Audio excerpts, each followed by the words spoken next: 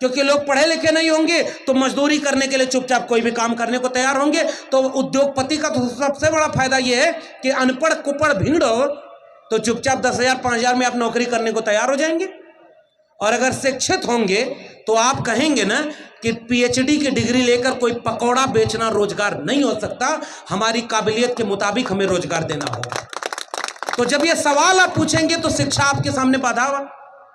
तो इसलिए नेता और सब तमाम तरह के उद्योगपति मिलकर के शिक्षा को बर्बाद कर रहे हैं, स्कूल कॉलेज को बर्बाद कर रहे हैं। और एक किस्सा मैं अपनी क्लास का सुनाना चाहता हूं और इस बात को आखिरी बात कह करके फिर हम आगे की योजना बताकर आपसे विदा लेंगे। मेरी क्लास में एक विद्यार्थी था, वो पीछे कोने बैठा रहता था और हर क्लास में सोता था। 3-4 दिन मैंने उसको टोका कि तुम सो क्यों रहे हो, वो चुपचाप जाग जाए। एक दिन मैं उसके पास गया और मैंने कहा कि तुम रोज क्यों क्लास में सोते हो, तो उसके आंख भर आई। तो मैंने कहा कि यहां बताने लायक कोई बात नहीं है, तो उसने कहा नहीं, पटना के लोगों, शिक्षा व्यवस्था से जुड़े हुए लोगों, इसको आपसे बेहतर कोई नहीं समझेगा, हमसे बेहतर कोई नहीं समझेगा, इसलिए ये किस्सा आपको कहना चाह रहे हैं। उस बच्चे से मैंने कहा कि क्लास के बाद तुम बाहर आकर मुझसे मिलना। और जब उस बच्चे ने बाहर आकर के हाथ जोड़ करके कहा कि सर अब कभी नहीं सोऊंगा क्लास में, मैंने कहा छोड़ दो ये बात, तुम सोते क्यों हो ये बात बताओ।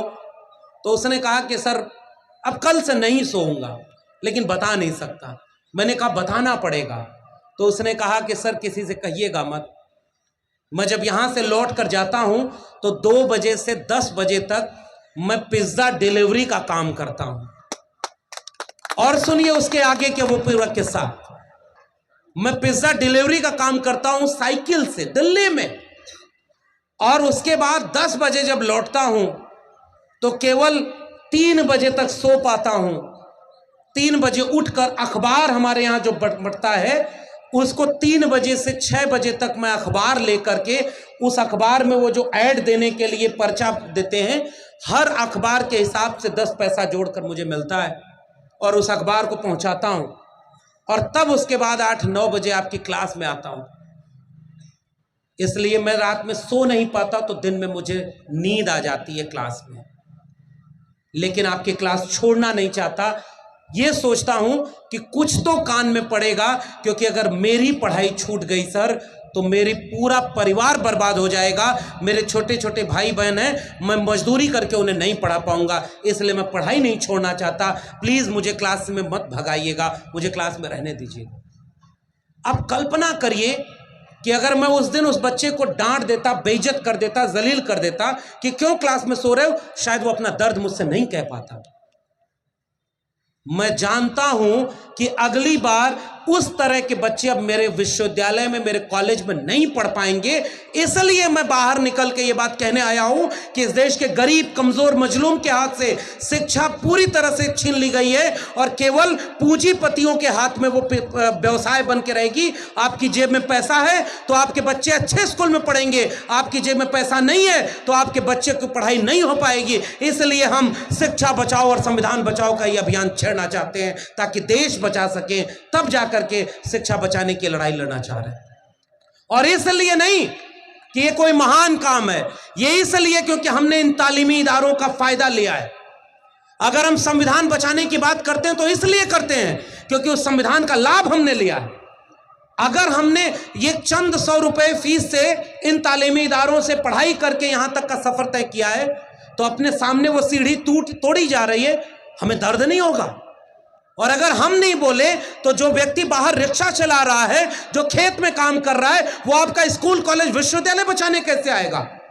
जब उसे यह लगेगा कि स्कूल कॉलेज विश्वविद्यालय के प्रोफेसर अपनी नौकरी बचाने के लिए डर कर बैठे अंदर।